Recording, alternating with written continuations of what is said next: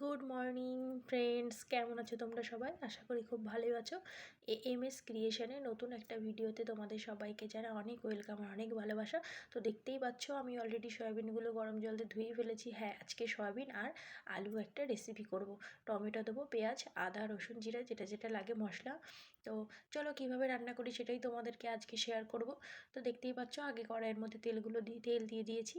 তো তেলটা হয়ে আসলে দিয়ে দেবো সয়াবিনগুলো আগে ভালো করে লাল লাল করে ভেজে নেবো। এই দেখো আমি সয়াবিনগুলো দিয়ে দিয়েছি।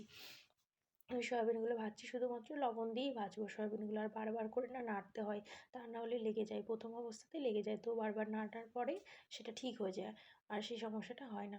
তো লবণ দিয়ে আমি সয়াবিনগুলো ভেজে ফেলছি লাল লাল করে, দেখতেই পাচ্ছ। তো আমার সয়াবিনগুলো প্রায় অলরেডি ভাজা হয়ে গেছে। এবার আস্তে আস্তে সয়াবিনগুলো নামিয়ে ফেলবো। তো চলো দেখো আমার সয়াবিনগুলো ভাজা কমপ্লিট হয়ে গেছে।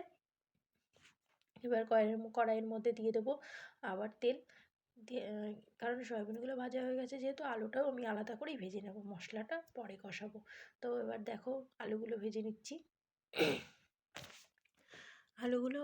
আলুগুলোও শুধুমাত্র লবণ দিয়ে ভেজে নেব, যাতে লবণটা ভিতরে যায় আর কি। তো আলুগুলো আমি লাল লাল করে ভেজে নেব, ঠিক সেম একদম সয়াবিনের মতো। তো আলুগুলো আমার প্রায় ভাজা কমপ্লিট হয়ে যাচ্ছে, আর এদিকে আমি আদা, রসুন, জিরে আর একটুখানি পেঁয়াজ বেটে নিয়েছি। তো আলুগুলো আমার প্রায় ভাজা হয়ে গেছে। এবার আলুগুলো নামিয়ে নিচ্ছি। তো আলুগুলোও নামিয়ে নিয়েছি। এবার কড়াইয়ের মধ্যে দিয়ে দেব তেলের মধ্যে গোটা জিরে আর তেজপাতা। একটু আমিষ করেই রান্না করছি, সয়াবিনটা নিরামিষও রান্না চাই, তো যে যেমন ভাবে পছন্দ করে আর কি। আমার তো এইভাবে খুব ভালো লাগে, তোমাদের কেমন লাগে সেটা কমেন্টে জানিও। আর এবার আমি পেঁয়াজগুলো দিয়ে দিয়েছি, দেখতেই পাচ্ছ। পেঁয়াজগুলো লাল লাল করে ভাজা হয়ে গেলে এর মধ্যে সেই বেটে রাখা মশলাগুলো দিয়ে দেবো।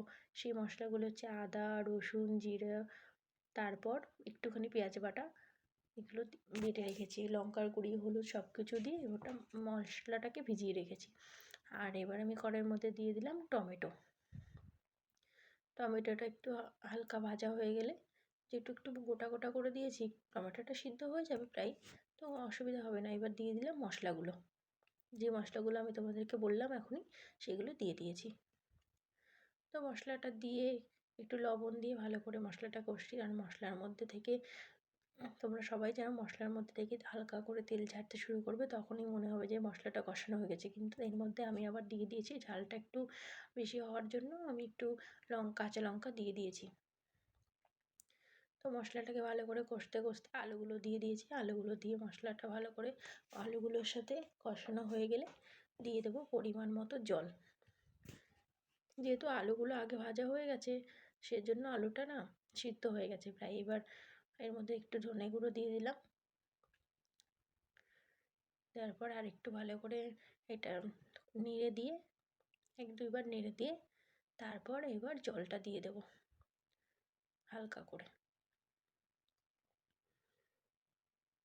বেশি জল দেবো না, অল্পই দেবো। তো দিয়ে এবার প্রায় হয়ে আসছে, তরকারিটা হয়ে আসছে, আলুটা সিদ্ধ হয়ে গেছে। তারপর দিয়ে দেবো সয়াবিনগুলো। তারপরে তরকারিটা হয়ে আসলে দিয়ে দেবো ধনেপাতা কুচি। তো আমার রান্না প্রায় হয়েই গেছে, ধনেপাতাটা একটু সিদ্ধ হয়ে গেলে তারপর তরকারিটা নামিয়ে ফেলবো। দেখো রেডি হয়ে গেছে। তো চলো কেমন লাগলো কমেন্টে অবশ্যই জানিও, আর আমার চ্যানেলটিকে অবশ্যই সাবস্ক্রাইব করে দিও। টাটা।